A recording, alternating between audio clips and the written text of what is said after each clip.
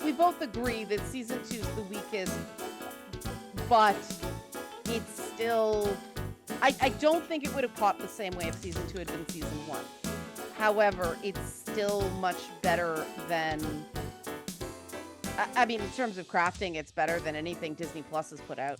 Oh yeah, no, it like I said, it's like an A instead of an A plus. Yeah, they were going for something very specific, with it being the assistant and all that stuff. It just didn't have they stripped away a little too much of the wholesomeness and the kitsch that made season one so fun. And I think they listened to that and brought the schmaltz back in a big way in season 3. Yeah, season 2 did feel a bit darker and a bit more kind of unsettling. I think they wanted to be responsible about the glamorization of true crime, and I give them that. I think they also wanted to give Mabel more of a life, and it was tragic. But it's kind of ironic because like her love interests keep disappearing at the end of every season. See, I think that's why she fits with Oliver and Charles, because she is kind of a disaster. You totally understand why, but she isn't above them. Her life's a mess as well. She's lost. She fits with them. The thing is, it's very much that millennial mess where it's the world you're inheriting is falling apart. Yeah. And you don't know what to do or how to do it. And it's there's so much pressure from the world outside that it's the pressure is something that it was starting late Gen X, but I talk about it a lot. It's just, if you haven't gone through it or haven't spent a lot of time talking to millennials and Gen Zers, you can't understand. It's just it's not even pressure. We had pressure. You guys had expectations. There was a video that just made the rounds on Twitter where it's this girl who she's in her mid-20s, like maybe 23, 24, and she's crying because she has her first 9-to-5 job. Right. But she has to leave the house at 7 in order to make it to the bus stop or the train stop. She doesn't get home until like 6:15. She barely has time to cook. And she was crying because she's like, how can I live like this? Because I don't have time to work out. I don't have time for friends. I don't have time for anything. And so many people in the comments were talking about, oh, she's so entitled, you know, this is just how life is, and adulting is just hard. And it's like, that's the problem. That we can't live like this. And it's, you know, even just looking at housing prices in the last 40, 50 years. That's a big difference. And you know, it's speaking as a millennial who I'm still trying to get my own life together. And like I'm very tail end millennial. Some people would say I'm not even, because I was born in 91. So it depends on. Is that the start of Gen Z? Yes. Okay. But you know, I feel more millennial. Right. In a way, because it's like I've got to stress at everything. Well, Gen Z has it too. It's just, you know, I think it's tough, right? Because I mean that's relatable to me. That was you know, the big deal.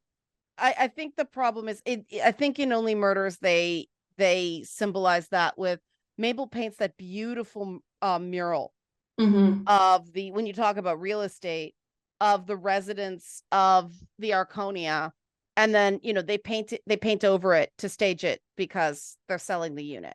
Yeah, I think she was the one who painted over it, and I think like she was okay with that, but it was also just so it's anybody who's had to stage a house has that field. Now, I didn't, because there was only so much I could put my collectibles, the big ones, were staying. So people were coming through the house and taking pictures of the life-size ET and Yoda.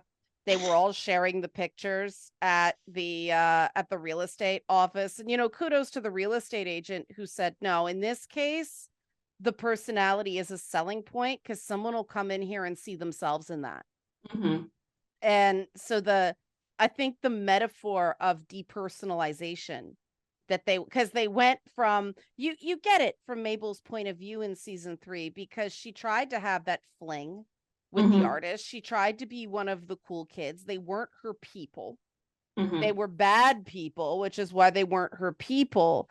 And like so that was one of the things in season 1. I remember messaging you after we saw the episode, after I saw the episode where her friend Zoe died, and I'm like, am I supposed to feel bad? Like, I cannot stand this little twitch. And you weren't supposed to. Like, Zoe, they were all awful. And I think that's another thing that more shows dealing with millennial Gen Z need to really hit that nerve of you hit a certain age in adulthood and you realize everybody around you's terrible because you grew up and they didn't. And again, that's a problem that every generation has had to face. The problem for millennial Gen Z is it's so hard to meet new people.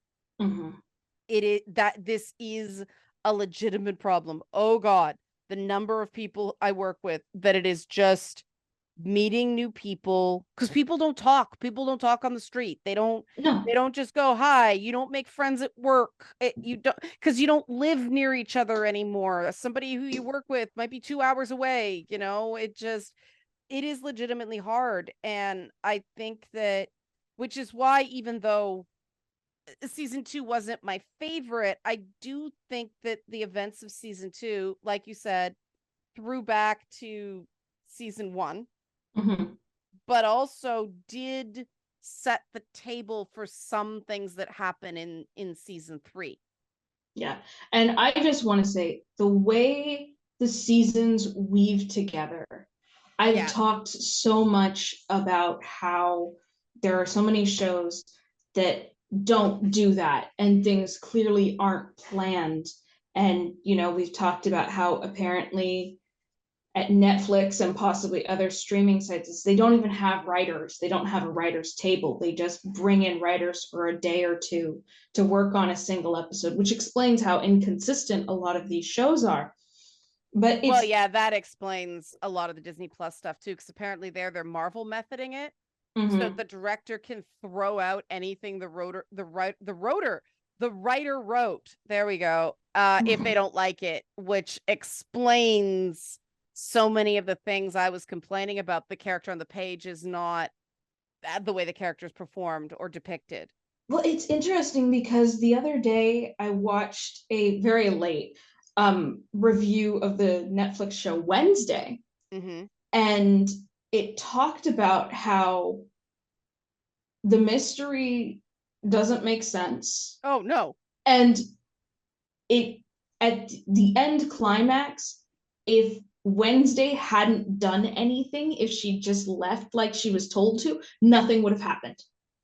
Like, the problem would have been solved. Let's face it, Wednesday, people liked it because of Jenna Ortega's performance and Tim Burton using color. And it also tied in with, Wednesday wasn't just stoic and deadpan like Mabel. She's actively mean, which is an interesting choice considering the Addams family was created to be the alternative family who they do love each other and they don't have the stereotypical problems of the family that looks perfect, which a lot of modern iterations of the Addams family haven't understood. So it's like they give the Addams the same problems everyone else has. Well, I saw a great comparison. The Addams family was the immigrant experience. Interesting. Yeah, and it's like, and that's because they talked about Gomez Addams when they were like, they were race swap. Like, it was Gomez from the beginning, guys. He was always Latin chill. But yeah, they talked about the fact that you move in on the block and you distinctly look different and your ways are not their ways and you just gotta get through. But I mean, the Adams have never really moved in. They've just always kind of been there. It's other people who move in and go, oh, wait, this is our landlord. But, you know, just since you mentioned immigrants, I want to mention the movie Elemental. Yeah. On Disney Plus. That movie is so good. Wade. It takes a while to get going, though.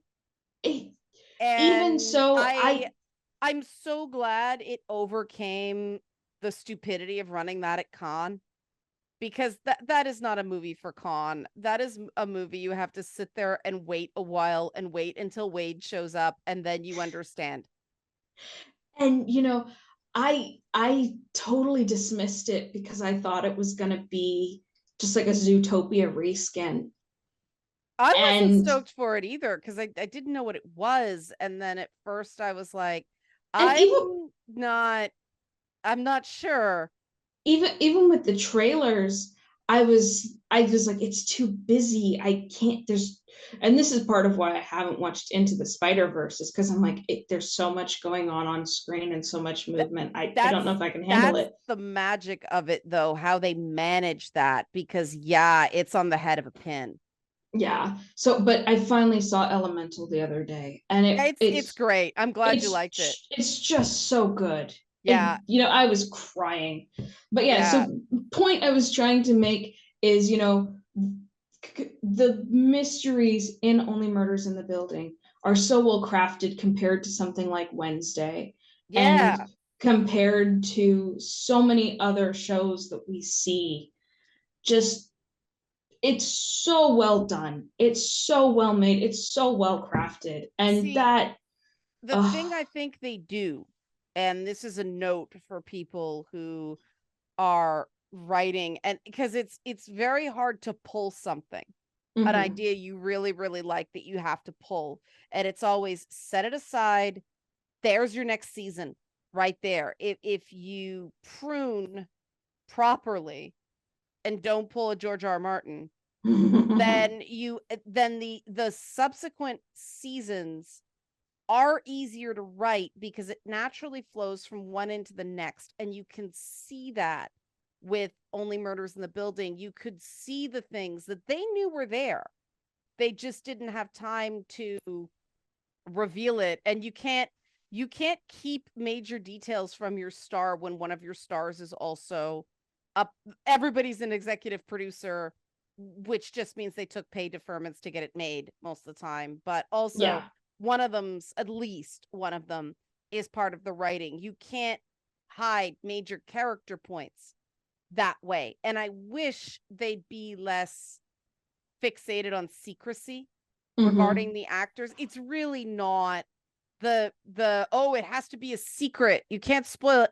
BS. You know, has anybody enjoyed a Tom Holland Spider-Man movie less because he adorably is unable to keep his mouth shut? No. And like, that's the thing. If spoiling your story completely ruins the experience, you're doing it wrong. Yeah, because it's how you get there. Yeah, because if there's no point watching it after you know the twist, then there goes your rewatchability. And I think season 3 is a shining example of that, in that you do see the beats coming. It was one of the ones I think that were easier to sort of call who done it, but it didn't matter because it really just became all about Charles getting through the patter song. You knew he was going to be able to do it. Of course. But you cared so much. It's the watching him fail again and again and again. You wanted him to have that moment. You wanted him to have that win. But also, you know, Paul Rudd is a shining example of how even though your character gets bumped off in the first episode in modern TV, doesn't mean you won't be a series regular. He was especially on a series like that where they weave things in so well. He was a real revelation to me on that show, though. I've been iffy about him for a while, and it's not as much him as the parts he plays. I just don't like the things he's been typecast in. Mm-hmm. He was fantastic as, he was intended to be kind of young Charles Hayden Savage.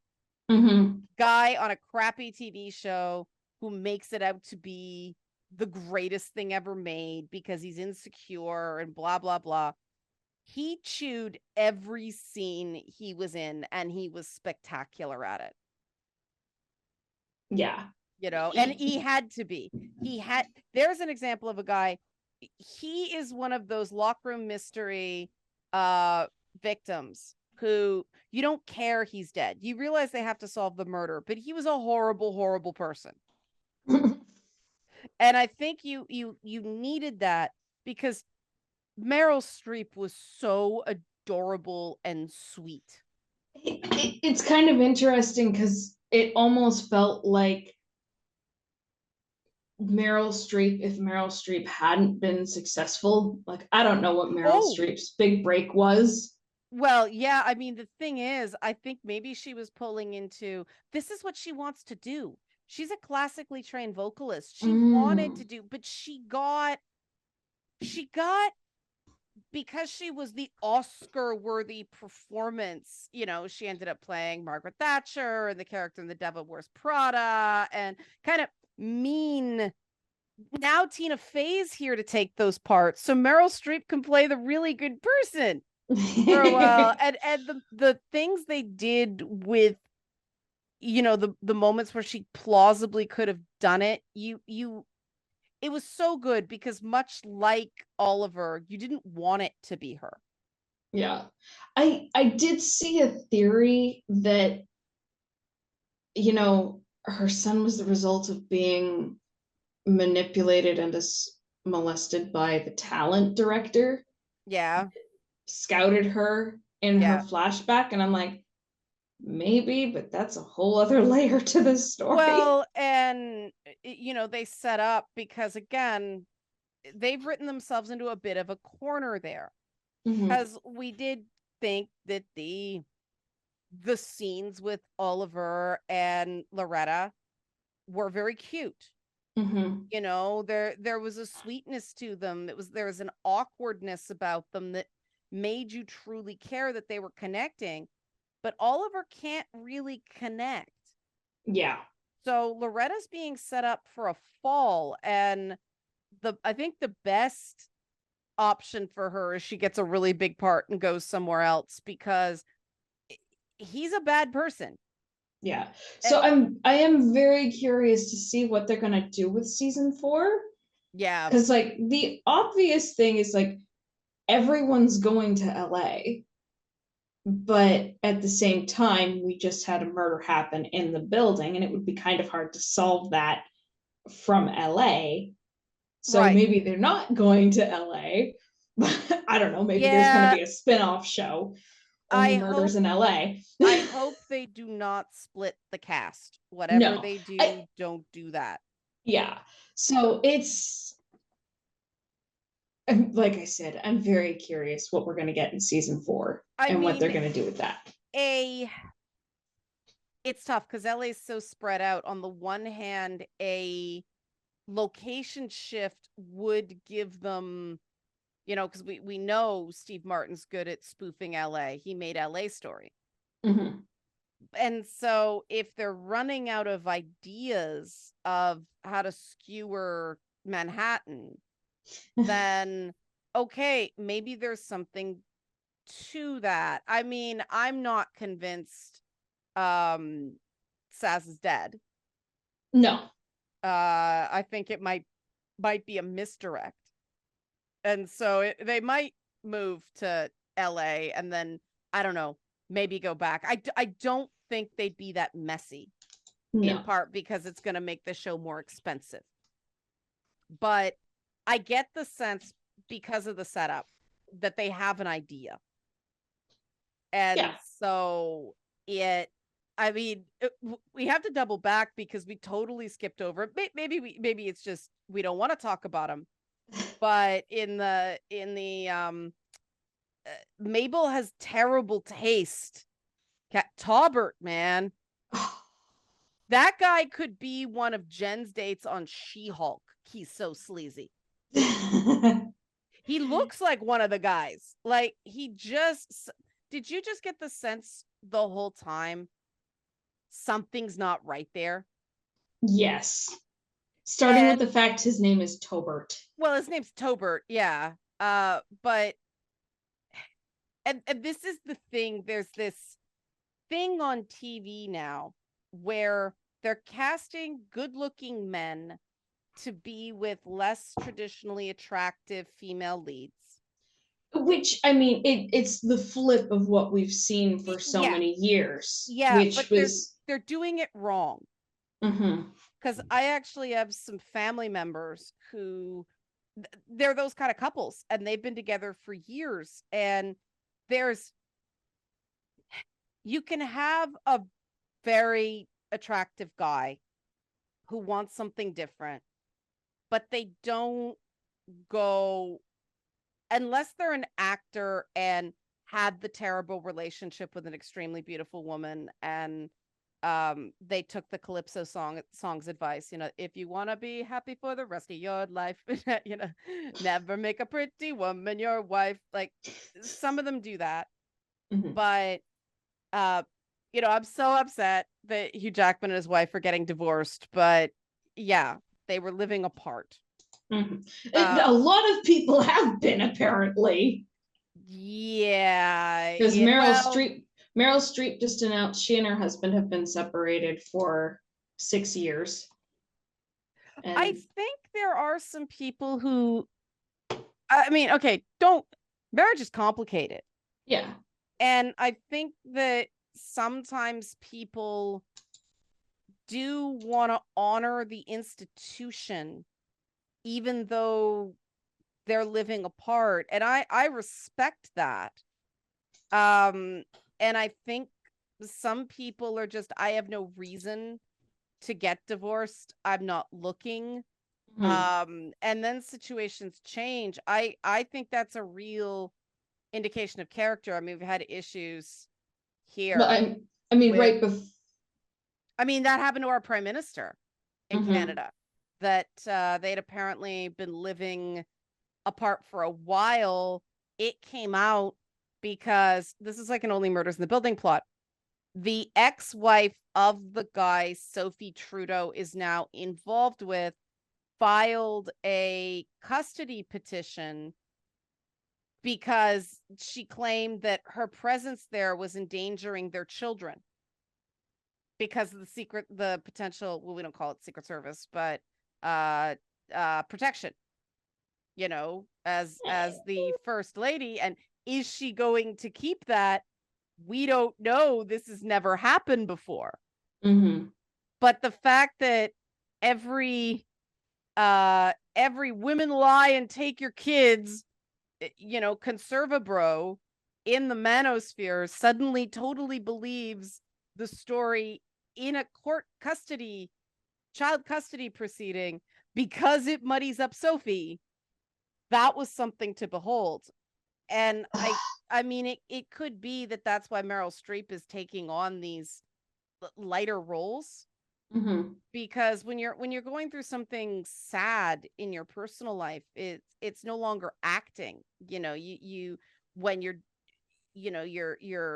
to do this outpouring of emotion. You got to be able to go back to something happy, so you can go in and come out. When your life is miserable, you need something lighter. And I'm sure, even though it was a mutual decision, it's quite sad. And aren't we lucky that we finally have people being healthy about these things, instead of these, the incredibly acrimonious Brad Pitt, Angelina Jolie divorce. Well, apparently Will and Jada Smith have also been separated since like 2016. There were rumors about that one for a while. That one, I try to care as little about Jada Smith as possible. Yeah, it's her book came out a few weeks ago, and I'm just like, shut up. Just go away. I think that's why I enjoy Like I've been going back and watching old Steve Martin movies because of Only Murders. Mm-hmm. And they're not the greatest things in the world, though a personal No. favorite, even though I recognize it's not a great movie, is My Blue Heaven. It's just wholesome and soft, and it's him and Rick Moranis, and it's cute, and it makes you feel good. And again, even though it's not set the world on fire brilliant, it has a beginning, middle, and end, and it's structured. And like, that's the thing. I really wish we could go back to these smaller, well-structured movies that don't need a $200 million budget and that can do something on just like, even 70, 100 million. So they have a chance at the box office. Even streaming series that if you got 6 episodes, you gotta have all your main characters introduced in the first 2. Yeah. Because that's your first act. You don't have a lot of time. You have to, if you've got 6 episodes, you basically have to work on a 3-act structure. Yeah, which shouldn't be hard. Well, it is hard though when you need the episode 3 flashback, and that's a production thing that they get so behind shooting the stuff that they need to use their principal actors less in episode 3. So they do a flashback, usually on the supporting character. They want to spin off into something else to just give them a bit of a break so they don't burn out. But they are often not well done. And when they do something in Only Murders, like the Son of Sam or the White Room sequences in season 3, which were, I thought it was going to go places. It didn't. And I'm kind of okay that it didn't go places. Just the silly, over the top, funny theater of the mind that they use. Theater of the mind needs to be done more. Well, I mean, there's also something they've done throughout the seasons is it's like you get episodes that focus on other characters, which but think it ties back in. Yes. So it's like, I think that's the solution to the episode 3 flashback. Yeah. Is to set something up in a way where it focuses on other characters, so your mains get a break, but in a way that ties back. Well, but also in a show with 3 mains, it's less heavy lifting. True. On the one, it's not, a Disney Plus show where the name of the show is Ahsoka, but it's not actually about Ahsoka. Again, I would have been spanked in high school for that mistake. I don't know how they get away with it. And I think the fact that it is, they know older people are going to be watching Only Murders. Now, it's drawn a fairly young audience as well. I mean, again, casting Selena Gomez, absolute masterstroke. Oh, yeah. But because there are those older audiences, unfortunately, there is a thing. This woman I clashed with very badly in television described it as, our viewers are stupid and they only want shit. When it's programming for younger people, which the Disney, Marvel, Star Wars thing is very focused on a how do you do fellow kids mindset. There is this belief that you can be lazy with structure because it's, oh, well, millennials have no attention span. They're not going to care anyway. They're going to fanfic everything. They're going to slash pair. So who cares? We just have to give them moment. So they'll clip it and we'll go viral on social media. I'm reminded of that phrase, the bigotry of low expectations. Exactly.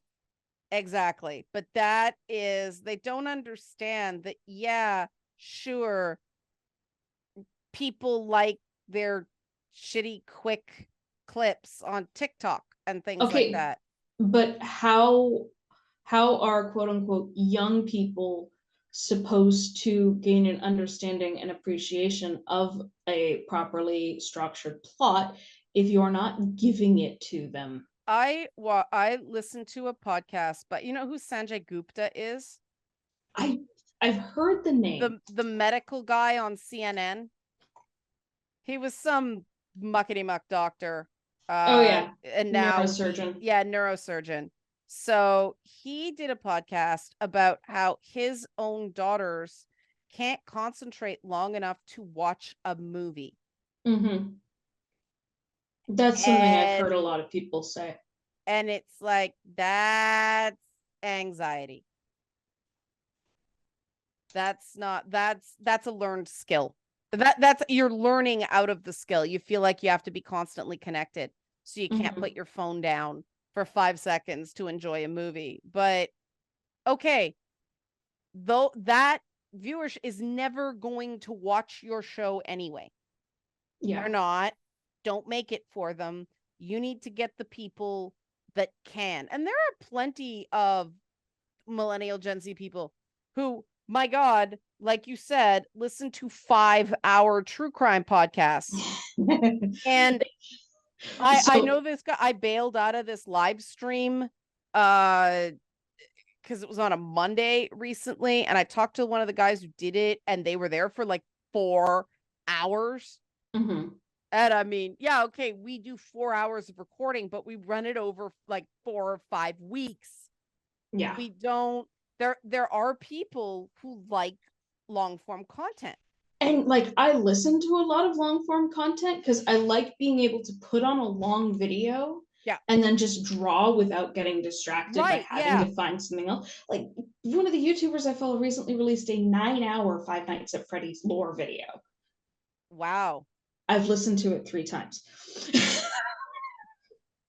But too much plot, says IGN. Says IGN. Too much plot in the Five Nights at Freddy's movie. Yeah. But I mean, that's the thing. I think that one of the things Only Murders does well is it does not undervalue its audience. It doesn't treat its audience like it's stupid. Mm-hmm. And they will explain certain jokes if they need them to land, but they are quite happy throwing away lines that a portion of the audience isn't going to get. Mm-hmm. And I think that's because you don't have to laugh at every joke. But it's also, you know, something I talked about in earlier episodes of Two Women Talking is if you don't get the joke, it should be invisible. Right. Like, it shouldn't just hang there and be obvious that there's a joke that didn't land. And I am sure there are jokes and lines in Only Murders that I don't get, but they're woven in so well that they are invisible to me. And you pick it up that, oh, that's an old guy reference that Charles or Oliver makes that Mabel doesn't get. So they take the audience along in its own way. That is writing that trusts the audience. Yeah. And I mean, that is why it's great having Mabel there, is so she can look at them and go, huh? But it's interesting too, because Mabel wasn't the focus in season 3. She was able to do a lot more of the detective work that she's good at. Mm-hmm. And that I thought was very interesting, because you could argue that she's sidelined in that she's not part of the musical. Mm-hmm. And yet it's all the actual crime solving is going around the musical. The musical is just the big set piece. You know, it's the same way they'll do, you know, a big set piece scene in a James Bond film, or, you know, the big sweeping ballroom scene in a period piece or something like that. They just Steve Martin in a sparkly cop suit, you know, Merl Street in an absolutely fantastic hat in her costume in the musical. But the songs, I think, actually, the editing on those sequences when they did the songs was spectacular. Because otherwise it would have just been a cheesy, you know, musical montage of the cops coming in and arresting people. And they leaned so far into cliche that you actually want to go back and watch those scenes again and again and again, because the lyrics in the songs are so clever. Yes. And the fact that they're able to release the songs as marketing for the show, but it's just a recording of the song. Mm-hmm. They don't show what's happening in the plot. So it's a different edit. That's brilliant social media marketing. And the songs still work. Well, yeah, because it's just like what's the name of it? The musical? Death Rattle Dazzle. That's right. I mean, it's a terrible concept, but it's one of those things of, it's one of those ones that might actually work on Broadway, because the shit they're pumping out on Broadway lately is they Hamiltoned the wives of Henry VIII. Oh God. They've called it the Six. Oh, it's just called Six, and it's like the music is fun, but if you go over to my channel, there from like 4 years ago, actually just 4 years ago, almost exactly, there's a 2-part video that it's a conversation between me and my now boyfriend, just talking about the 6 wives. Right. And the history around them. And based off the musical, I was like, okay, so which one had it worse? We came to the conclusion it was Anne Boleyn. Right. But yeah, so it's like, we did like a 2-hour discussion on, based on just how much that show frustrated me. I could see just why Hamilton worked. Because the founding fathers were kind of gangsta. You could play with class. And yes, I do believe people belong in Broadway, but there's nothing good about the lives of those women. Like, yes, they overcame adversity, maybe, but how can I be happy? What's the feel good element? I mean, okay, if you look at something like Showboat, it's depressing as anything. Ragtime manages to kind of pull it out, but I just don't see, they completely had to change elements of Les Mis and Phantom of the Opera to make it musical worthy, but those weren't real people. Those were just set in a historical backdrop. These are real people. And like, here's the thing, the Hamilton fandom is such a mess because there was a controversy over whether or not white people were allowed to cosplay as the characters who were played by people of color. I don't actually know how you'd tell that was a Hamilton character except for King George. So I mean, I feel like the Schuyler sisters dresses are fairly distinct. Are they? Okay. People cosplay niche stuff all the time that no one recognizes, but it's like these people were all white, and like, I agree with you, like, what's the point of cosplaying them anyway? It's just it's low-key just 1700 garb, but okay. I recently discovered that there's American Girl cosplayers. That got me excited. I saw a couple Felicity ones. That made me happy. Anyway, but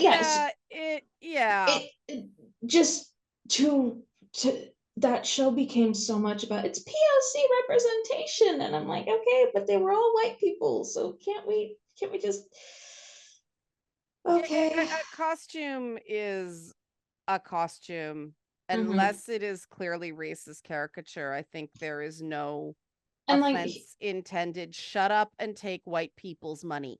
Yeah, and like, here's the thing, we see so many, there are POC cosplayers who they cosplay anyone, and for a while they still do have to fight about it.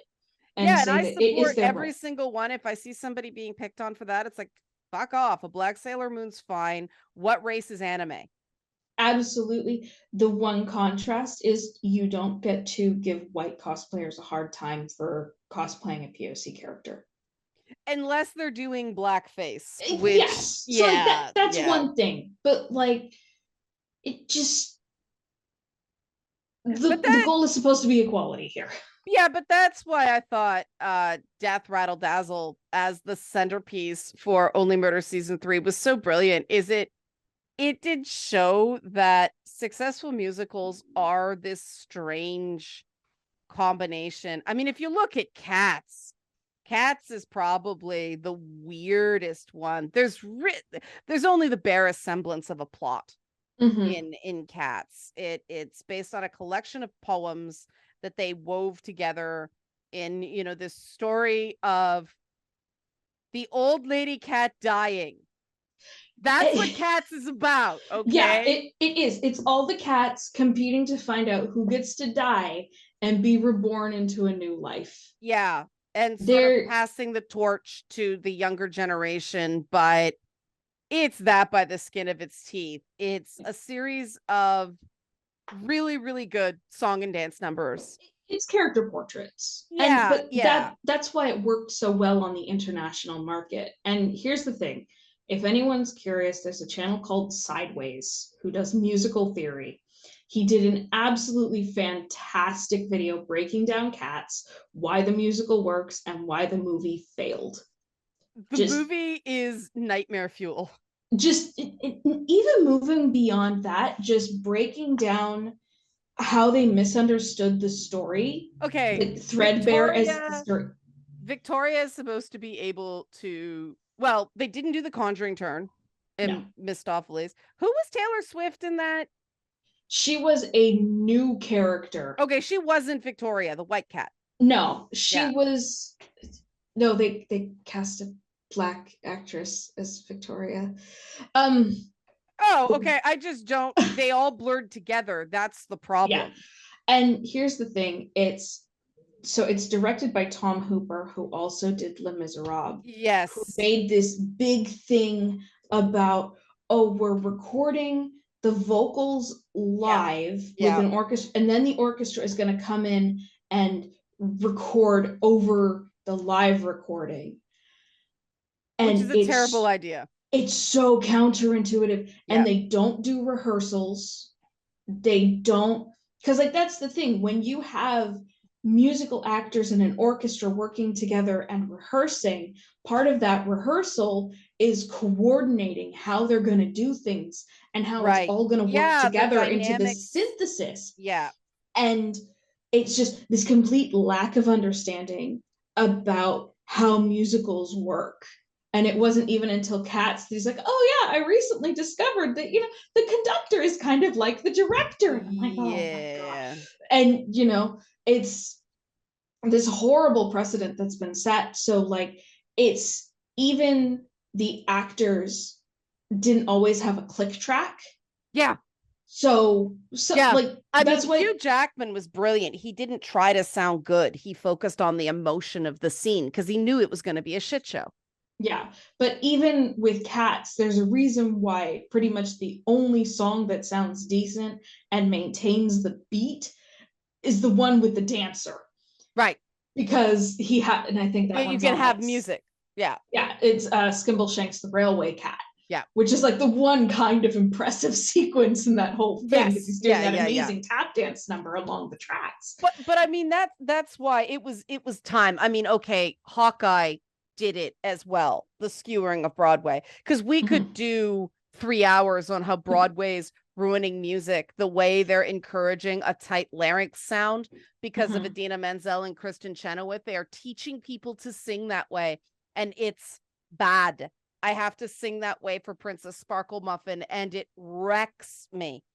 It is a mistake, but they like that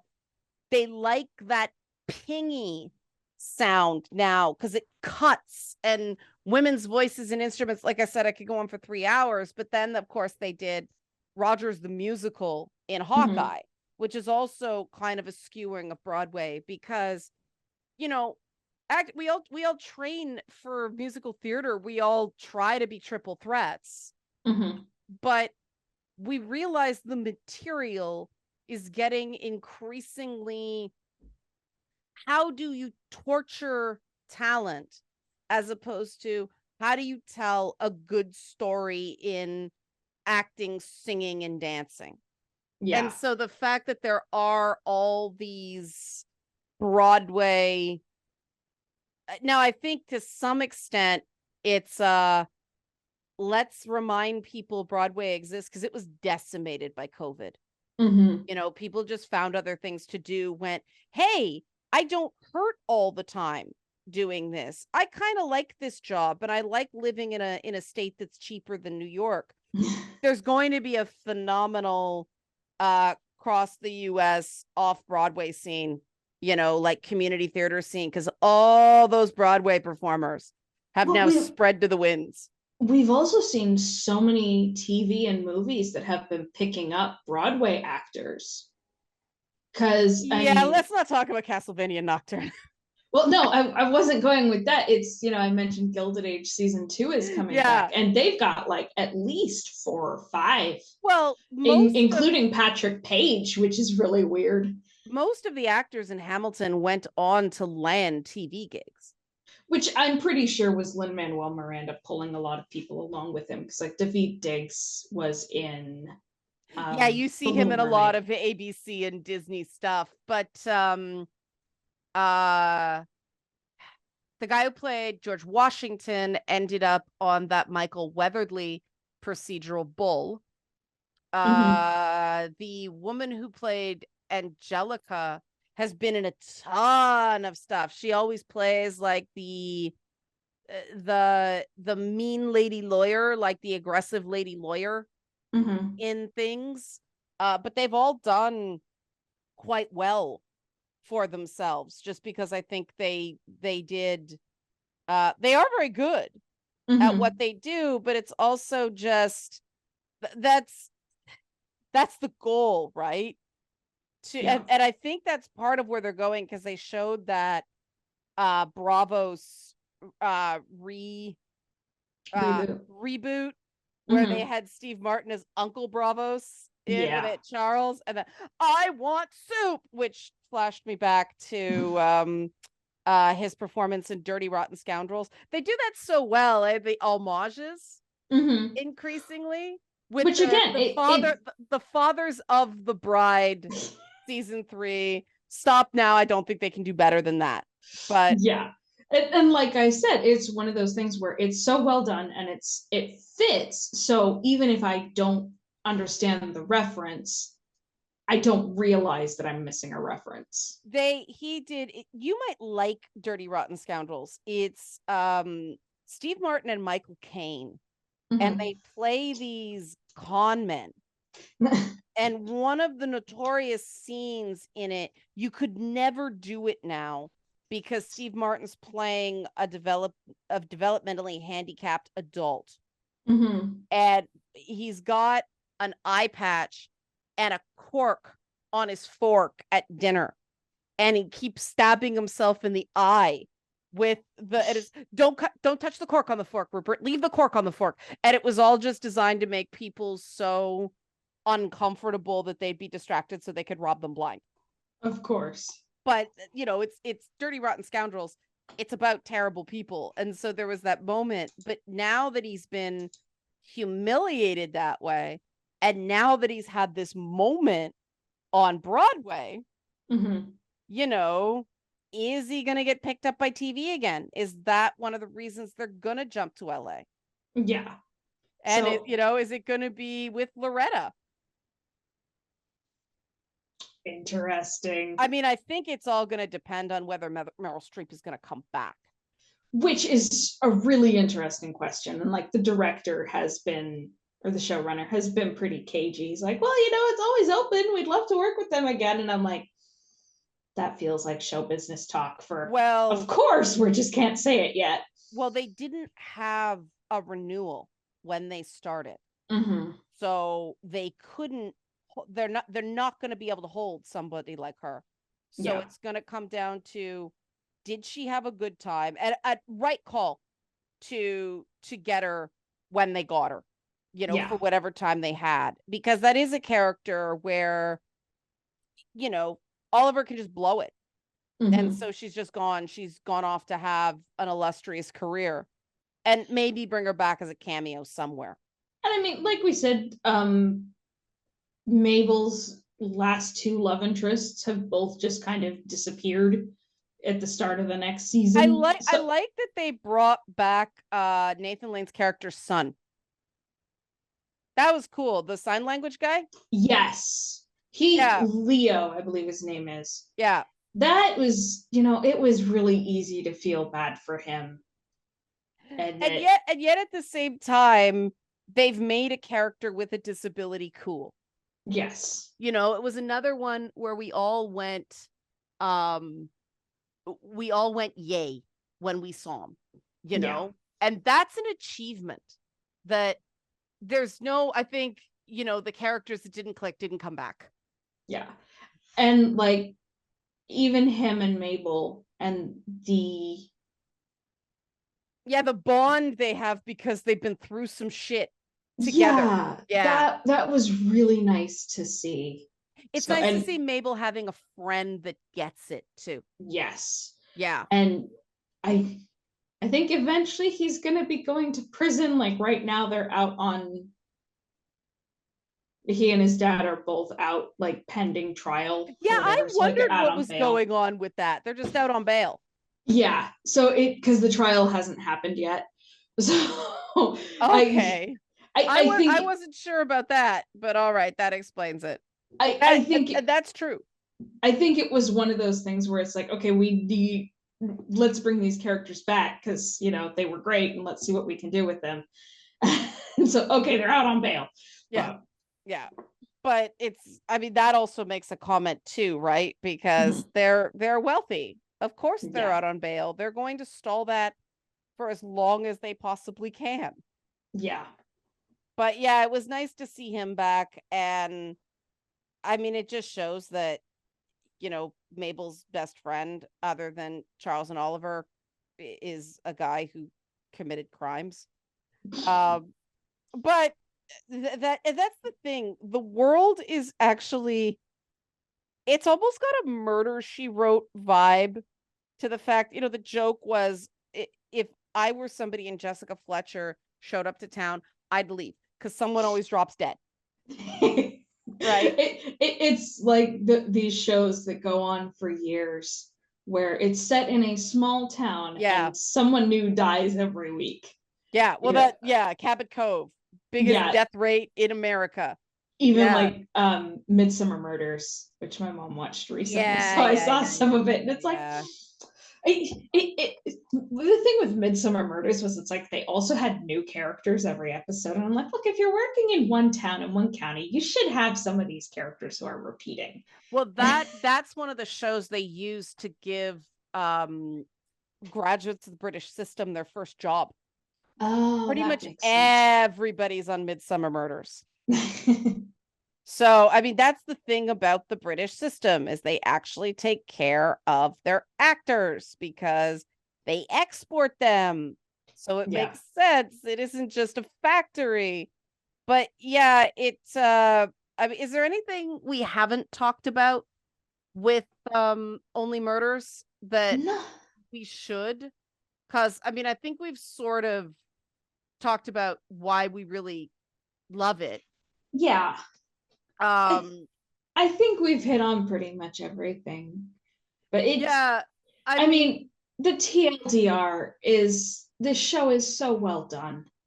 And it was such a relief after seeing so many shows that are just mediocre and subpar, seeing something that was made by people who actually care and are good at what they do. Just so good. So much fun. And it is diversity and inclusion done right. Mm-hmm. Yeah, they have people of all ages, shapes, sizes, colors, disabilities.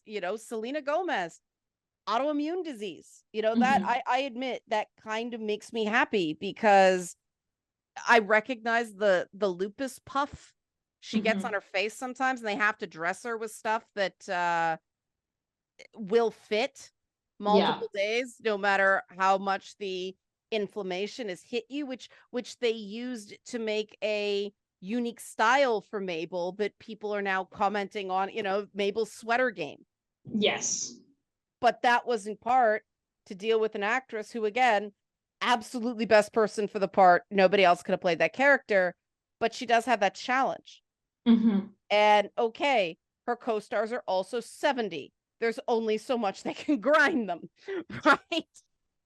But it just shows you can make a good program and not burn people out. I think that some of the mystique of the misery of production is just, it's self-fulfilling prophecy. People think you're doing it wrong if you're not miserable. And I'm so tired of that mentality, because, you know, I mentioned that video about the girl who was like, how am I supposed to live like this with 8-hour day and a 3-hour commute? And people who were like, well, that's just how it is. And it's like, we've normalized this misery. Yeah. And, you know, people can say, oh, well, millennials and Gen Z are lazy and entitled. No, we've seen how miserable the boomers are, how it breaks down relationships, and so many marriages ending in divorce and exhaustion and depression and abuse in so many different forms. We've seen that this lifestyle is not sustainable. You know, it's like, okay, let's face it. It's also, you went into crazy debt to get degrees, not because you wanted to, because you felt you had to. And yeah, you do need a job that pays fairly well right out of the chute, because you've got a $800-900 a month loan payment that you need to manage. That's not being lazy and entitled. That's just facts. Yeah. And it's like I've said before with Bill Maher after the Gabby Petito thing, complaining that, well, what, all these people who are off living in vans, don't they know that's what they're supposed to do when they're retired? We don't want to live the way our parents did. Also, Bill Maher is not one to talk about a misspent youth. No. Like, that dude is only where he is because he has the right friends. And I think people are, he's redefining himself as the grumpy old man that pisses off millennials because he can't be the cool guy anymore. You know, he thinks he's grown as a person because he's dating women in their 30s instead of in their 20s. He's 60 something. Yeah. So it's like, yeah. This is why Steve Martin is the man. If you want to be inspired, if you're an aspiring creative and you're going through a rough time and you want a book that actually does make you feel okay about the struggles, I can't recommend his autobiography, Born Standing Up, enough. It was really inspirational to me. It got me through a rough time, and everyone I've recommended to the book to, one guy said it completely changed his life. So I'm gonna have to check that out. Yeah, it's a good one. He's self-deprecating without overdoing it. He's very honest, and he really does get into the loneliness of fame as well. That, you know, fame isn't, you have to deal with the fame so that you can get the money. The fame isn't good. And I mean, people are still finding stuff I did when I was in my 20s now, and they tell me they watched it. And some of the comments they make about it, it's like, yeah, it's like finding old cringeworthy photos of myself from college and things like that. And it's like, I know they don't mean anything, but, you know, unless their college photos had like hair, makeup, and a set character, no, it's really not the same. But okay, I guess I was very convincing, and that's the thing. I mean, if you're good at your job, people forget you're acting. I mean, I've watched bits of Ed and Red's Night Party, and it was fun. Yeah, but I mean, it was a very different time in media. True. And it was pushing back against certain things, that, because I mean, that was the whole Britney's I'm a virgin thing. So it's like, okay, we're going to make a show for people that don't want to have to lie and claim they're virgins. we're going to just put sluts front and center, because come on, virginity is something that, because if you hold one thing up as better or worse than the other, instead of just being different. Yeah. It creates pressures no matter what you do. The only acceptable way forward is do what's right for you. Yeah. There is not a better or a worse. When you're ready, you're ready. When the time is right, it's right. For fuck's sakes, don't rush, but also don't feel guilty about it. You don't need to. Yeah.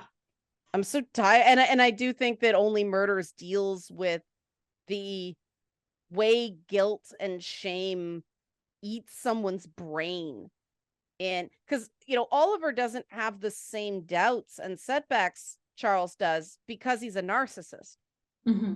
Whereas Charles, people see him as a narcissist, but he's actually not. He's a very internal, sweet guy who's riddled with anxiety and desperately wants connections. Mm-hmm. Which is why, he fell head over heels for a bassoonist who turned out to be a murderer. And it's strongly implied that was not her first murder. Yeah, like she read Psycho, and that was so beautiful because is it just, murderer or working classical musician? Who can say? Yeah, but it's like even in season 2, there's the point where Charles goes to see her in jail. Yeah. And it's like, oh no, she's a serial killer. She's had many victims before this. Oh, that scene was terrifying. And yes, his reactions were played for laughs because it was very mother, but it was chilling. Oh yeah. Because you see how it was always there in the performance. Uh-huh. And I think that they deliberately made everybody go, oh, thank God she's approaching his own age. Oh, wait, she's kind of nuts. They really play with the horribleness in people. They know what people's assumptions are going to be. And they go for it. They're not trying to subvert expectations or, thank God, that's another refreshing thing about the show. I know, right? Like, please stop subverting my expectations. At this point, I'm expecting it. Well, did you love in season 3, the way they actually called out, we can't do a female killer 3 seasons in a row. And then they did. Kind of. Which, honestly, I kind of like, because women are killers sometimes. It was just the right story. Nobody thinks that this is a commentary on society as a whole. Mm-hmm. It was just the right story to tell. And I really give them credit for that because, yeah, they could have gotten criticized for it. But I don't think anybody, if you don't make people think about that stuff, they're not going to. Mm-hmm. And I think because they do have so many really great female characters in the show, people don't care. It doesn't attract people who are going to care about that stuff. And that's another great thing, is it shows that you can get a successful show that spreads through word of mouth, that isn't either baiting the, whatever you want to call it, the social justice warriors, the woke brigade, or baiting the anti-SJWs and the anti-woke brigade. You can just make a show that people will find and they will like it and they will tell their friends, and that's how you win. Yeah. And it's like, I remember seeing trailers for it in the beginning when season 1 first came out, and I was interested. It's just, things lined up for me to watch it in the last couple months. And just, it's fun. It's not trying to say anything. It's not overdone. It's not trying to offend anyone. It just is. And all they're trying to say is, which of the Pickwick triplets did it? Who in the crew could commit this crime? Without stumbling. You've been waiting. I've been waiting. Like, I won't do the whole song, I promise. But oh my God, I had to learn that. It's the hardest patter song ever written. And on that note, we should probably close.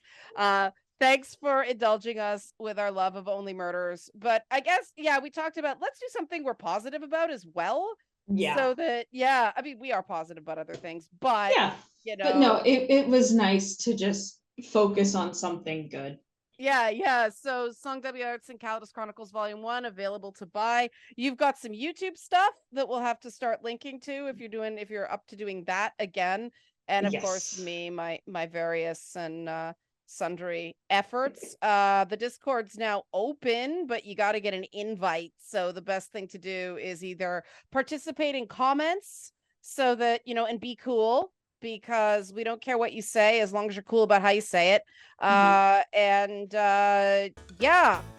Song, I'll give you the last word. Watch Only Murders in the Building. It's refreshing and it's so much fun. And read my book, please. Calidus Chronicles Volume 1.